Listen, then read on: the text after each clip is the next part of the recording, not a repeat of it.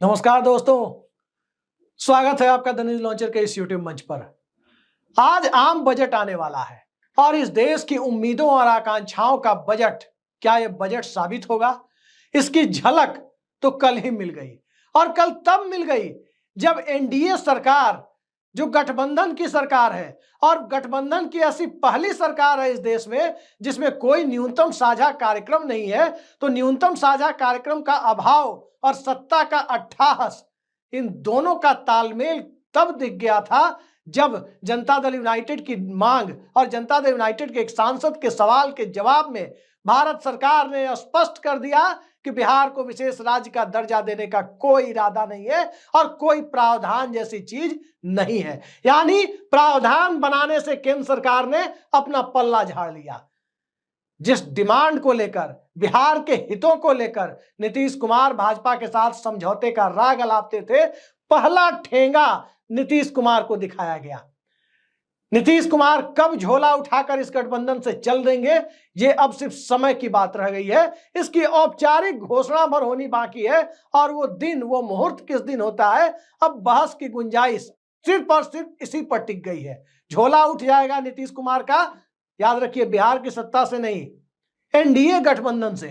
तो नीतीश कुमार झोला उठाकर कब चल देंगे और नीतीश कुमार के झोला उठाने के बाद, विपक्ष परिवर्तन बिहार में कराने के बाद नरेंद्र मोदी की सरकार, क्या कुछ और लोग इससे झोला उठाएंगे? क्योंकि एक के झोला उठाने के बाद यदि नायडू ने झोला उठा दिया तो तय मानिए गुजरात लॉबी का झोला उठना तय हो जाएगा। फकीर झोला उठाकर कभी भी निकल सकता है, लेकिन फकीर झोला उठाकर निकले उसके पहले जिस तरह से नीतीश कुमार को दो टूक बता दिया गया कि उनकी कोई डिमांड, चाहे वो डिमांड बिहार के आम लोगों के हितों की डिमांड ही क्यों ना हो, उस पर कोई तरह की मुरव्वत नहीं की जाएगी और सीधा सीधा गुजरात लॉबी की यह सरकार एनडीए शब्द को सुनने के लिए तैयार नहीं है। भारत की एक सभी इलाकों का, इस देश के सभी इलाकों का सर्वांगीण विकास हो, सभी गठबंधन के दलों की डिमांड पर सहानुभूति पूर्वक विचार हो, इसे मानने और सुनने के लिए तैयार नहीं है। लेकिन क्या यह सिलसिला सिर्फ नीतीश कुमार तक रुक जाएगा? जी नहीं, अभी कई लोग आएंगे जद में। इस गली में सिर्फ नीतीश कुमार का मकान थोड़े ही है। राहत इंदौरी के शब्दों को थोड़ा तोड़ मरोड़ कर आपके सामने रख रहा हूं, लेकिन राहत इंदौरी के शब्दों को तोड़ मरोड़ कर रखने के पीछे की वजह क्या है, अब जरा इसे जान लीजिए। जयंत चौधरी चरण सिंह की विरासत के साथ राजनीति करने वाले, भारत रत्न को लेकर जो सौदेबाजी हुई, उस सौदेबाजी के साथ एनडीए के कुनबे में शामिल हुए जयंत चौधरी अब जिस किसान वर्ग की राजनीति करते रहे हैं, अब वो किसान वर्ग दिल्ली कूच का ऐलान कर रहा है। और दिल्ली कूच का ऐलान कैसे?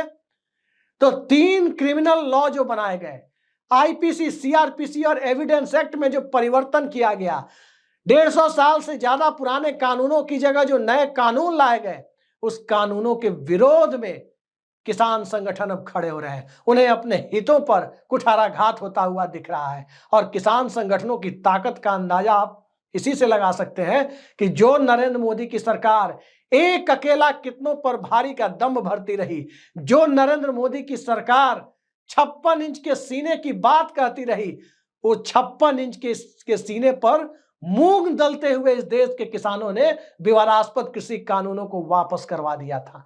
3 विवादास्पद कृषि कानूनों को।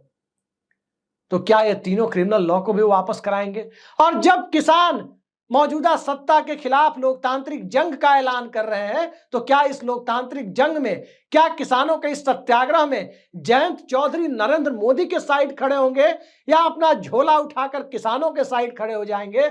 ये सवाल इस देश के किसान संगठनों के लोग चौधरी साहब की विरासत संभाल रहे जयंत चौधरी से पूछना चाहेंगे। नरेंद्र मोदी सरकार भी ये जानने में दिलचस्पी लेगी कि क्या वो भी नीतीश कुमार की तरह झोला उठाकर निकलने वाले हैं। सवाल सिर्फ जयंत चौधरी का नहीं है। जयंत चौधरी, सबको बड़ा आश्चर्य हुआ था कि किसान आंदोलन, महिला पहलवान आंदोलन और इन सब से आगे बढ़कर अग्निवीर के आंदोलन के बाद आखिर कैसे भारत रत्न को लेकर जो राजनीतिक सौदेबाजी हुई, उस सौदेबाजी का शिकार होकर भारतीय जनता पार्टी के गठबंधन में चले गए। दिल जीत लिया, यही ट्वीट किया था ना। जयंत चौधरी ने। दिल किसानों का जीतने की बात है, दिल महिला पहलवानों का जीतने की बात है, दिल नौजवानों का जीतने की बात है, दिल मुसलमानों का जीतने की बात है। और इन तमाम दिलों को जीतने की बजाय भारत रत्न को लेकर जो जयंत चौधरी गए थे, अब उनके सामने एक तरफ मंत्री पद बचाना महत्वपूर्ण है या दूसरी तरफ राजनीति बचाना महत्वपूर्ण है। सवाल ये आकर खड़ा हो गया है। यही सवाल नीतीश कुमार के सामने है, लेकिन वहां एक लाइन खिंचती नजर आ रही है कि अब एनडीए गठबंधन के खूंटे से नीतीश कुमार को बांध कर रखना लगभग असंभव हो चला है। वैसे भी नीतीश कुमार को कोई बांध कर नहीं रख सकता, वो अपनी मर्जी से ही रहते हैं। अब जयंत चौधरी से आगे देखें, एचडी कुमारस्वामी, क्या उनकी राजनीति चल रही है। इस देश के पूर्व प्रधानमंत्री का बेटा, भारतीय जनता पार्टी की इस देश में पहली सरकार को सत्ता से अपदस्थ करने वाले प्रधानमंत्री का बेटा, 13 दिनों के अंदर सरकार को, बीजेपी की पहली सरकार को सत्ता से उखाड़ फेंकने वाले एचडी देवेगौड़ा का बेटा भारतीय जनता पार्टी से गलबहियां कर जब सरकार में शामिल हुआ है, तो पहली लाचारी तो उस वक्त दिखी जब कर्नाटक में उन्होंने बहुत साफगोई के साथ उद्योग लगाने को लेकर गुजरात की तरफ इशारा करते हुए कई सारी बातें कह दी थी। लेकिन जो शब्दों में जो बातें कही गई, क्या वो अब अमल में आती हुई दिखाई देगी। कर्नाटक का मिजाज लोकसभा चुनाव में भले ही बीजेपी से नाराजगी के बावजूद बीजेपी को बढ़त दे गया हो, अब हालात बदल रहे हैं। अब कर्नाटक में जो बीजेपी में 19 की तुलना में 24 में 1/3 के करीब सीटों की गिरावट दिखी, वो गिरावट से आगे अब सियासत जा रही है। उस समय एक लाइन लेने का दबाव किसान राजनीति करने वाले एचडी देवेगौड़ा के बेटे एचडी कुमारस्वामी पर है, और वही दबाव दूसरे राजनीतिक दलों पर भी है। एकनाथ शिंदे की पार्टी की बात मैं नहीं कर रहा, क्योंकि उस पार्टी का भविष्य इस देश में हर किसी को पता है कि महाराष्ट्र के विधानसभा चुनाव तक है। उसके बाद उस पार्टी के ज्यादातर लोग किधर जाएंगे वो आप देखते रहिए। उद्धव ठाकरे की पार्टी तैयार बैठी हुई है, लिहाजा उनकी बात करने का वक्त हमारे पास नहीं है। बात दरअसल एचडी कुमारस्वामी, जयंत चौधरी के बाद अब आकर के टिकती है चंद्रबाबू नायडू के ऊपर कि क्या चंद्रबाबू नायडू की कोई डिमांड केंद्र सरकार मान रही है।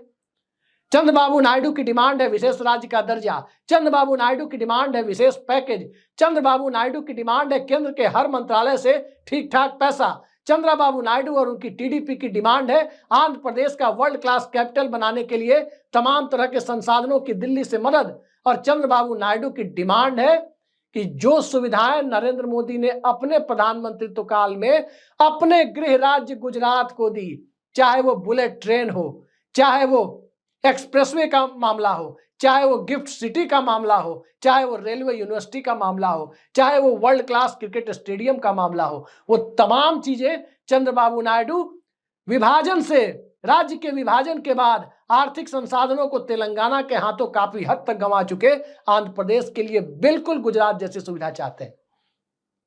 लेकिन अब तक के सरकार के रुख को देखकर यही लग रहा है कि इन मांगों पर कोई तैयार नहीं है दिल्ली में। और जब मांगों पर कोई तैयार नहीं है तो क्या नीतीश कुमार के पीछे पीछे वो भी झोला उठाकर चल देंगे? यकीन मानिए, नीतीश कुमार और चंद्रबाबू नायडू यदि झोला उठाकर चल दिए तो दिल्ली में सरकार सीधे सीधे गिर जाती है। और सरकार यदि नीतीश कुमार और नायडू के झोला उठाने के बाद गिरती है तो स्वाभाविक है कि सरकार विपक्षी गठबंधन की वैकल्पिक सरकार आएगी। और उस वैकल्पिक सरकार की सूरत क्या होगी, उसका एजेंडा क्या होगा, उसका नेता कौन होगा, ये तो तय होगा तो आपके सामने आ जाएगा।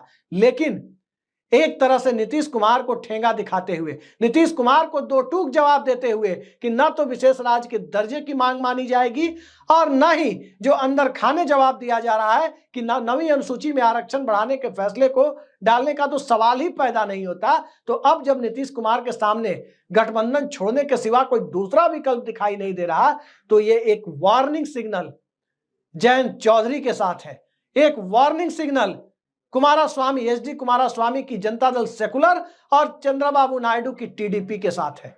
आंध्र प्रदेश हो, कर्नाटक हो, उत्तर प्रदेश हो, हरियाणा हो, जो खेल दुष्यंत चौटाला के साथ खेला गया वही खेल नीतीश कुमार के साथ खेलने की कोशिश हुई है, ये जानते हुए कि नीतीश कुमार के हटने के बाद सरकार का बहुमत एकदम खतरनाक मोड़ पर आकर रुक जाता है।